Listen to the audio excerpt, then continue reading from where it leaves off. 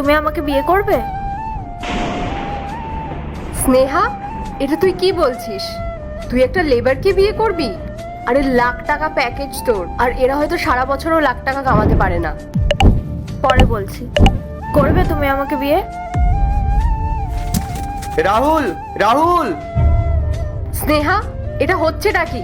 তুই একটা লেবারকে প্রপোজ করলি, ও আবার পালিয়েও গেল। আপনি আমাকে ওর বাড়ি নিয়ে চলুন না প্লিজ। চলুন। আরে স্নেহা,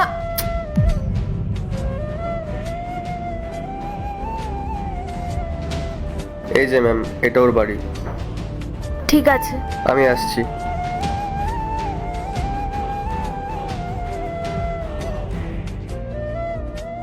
তুমি তুমি এখানেও চলে এসেছো? এভাবে আর কতদিন পালাবে? কেন এসছো তুমি এখানে? তোমাকে বিয়ে করতে। আমাকে বিয়ে করতে? কেন? কি আছে আমার কাছে? নিজের পেটটাও তো ঠিক মতো ভরাইতে পারি না আমি। মনে হয় তুমি ভুলে যাচ্ছ।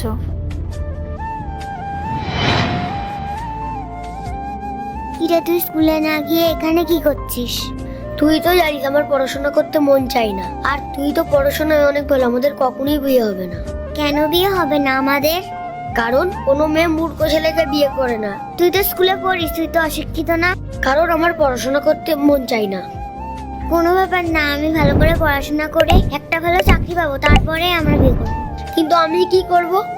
তুই ঘরে থেকে ঘর সামলাস, এইটুকু করতে পারবি তো? হ্যাঁ হ্যাঁ, আমি করে নেব। প্রমিস? প্রমিস। ছোটবেলার কথা আলাদা ছিল, তখন আমরা এত বুঝতাম না।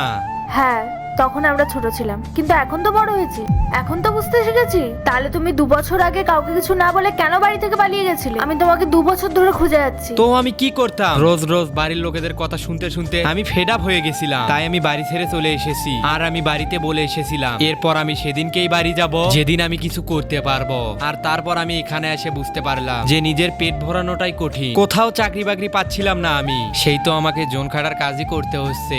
এখন আমি বুঝতে পেরেছি যে জীবনে পড়াশোনাটা কতটা জরুরি। আরে অন্তত বলে তো যাওয়া উচিত ছিল। তোমার কোনো আইডিয়া আছে তোমার ফ্যামিলি আর আমি কতটা চিন্তায় ছিলাম? তার মধ্যে তুমি তোমার নাম্বারটাও বন্ধ করে রেখে দিয়েছো। হ্যাঁ, কারণ আমার বাড়ির লোকেদের সাথে কথা বলার ইচ্ছা ছিল না, কারো সঙ্গে দেখা করার।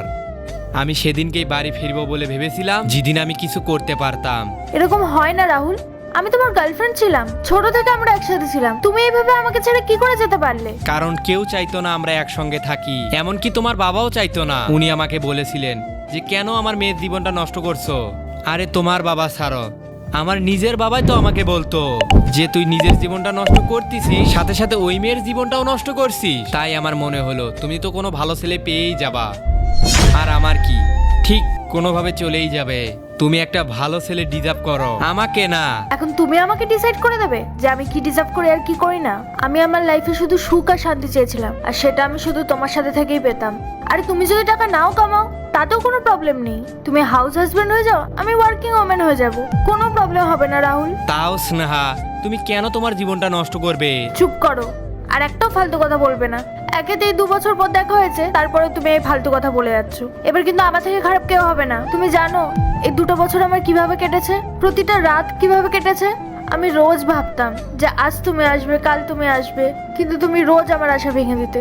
আমি তাও নিজের বোনকে বোঝাতাম যে না, একদিন তুমি আসবে, ঠিক আসবে। সরি, আমি মনে হয় বেশি কষ্ট দিয়ে ফেলেছি তোমাকে। সরি বললে কাজ হবে না, তোমাকে আমার সাথে বাড়ি ফেরত যেতে হবে। না, আমি আর বাড়ি যাব না। আমি আবার বাড়ি যাব, আমাকে সেই একই জিনিস সহ্য করতে হবে। কিচ্ছু হবে না, আমি বাড়ির সবার সাথে কথা বলে নিয়েছি, আর আমরা বাড়ি ফিরেই সবার আগে বিয়ে করে নেব। সত্যি? হ্যাঁ সত্যি, আমি আর তোমার জন্য অপেক্ষা করতে পারবো না। আমি তোমাকে আবার ভরসা করবো আর তুমি পালিয়ে যাবে, তখন? না, আর পালাবো না আমি। এবার থেকে আমি তোমার সাথেই থাকবো। আমি জানতাম না তুমি আমাকে এতটা ভালোবাসো। এটা তো কিছুই না, আমার বয়স হয়ে গেল, আমি তোমার জন্য অপেক্ষা করতাম, তোমাকে খুঁজে পেলে তোমাকেই বিয়ে করতাম। আই এম সরি, আমাকে ক্ষমা করে দাও। সরি চাই না আমার, তুমি আমাকে বলো কখনো ছেড়ে যাবে না। আমি তোমাকে কখনো ছেড়ে যাব না।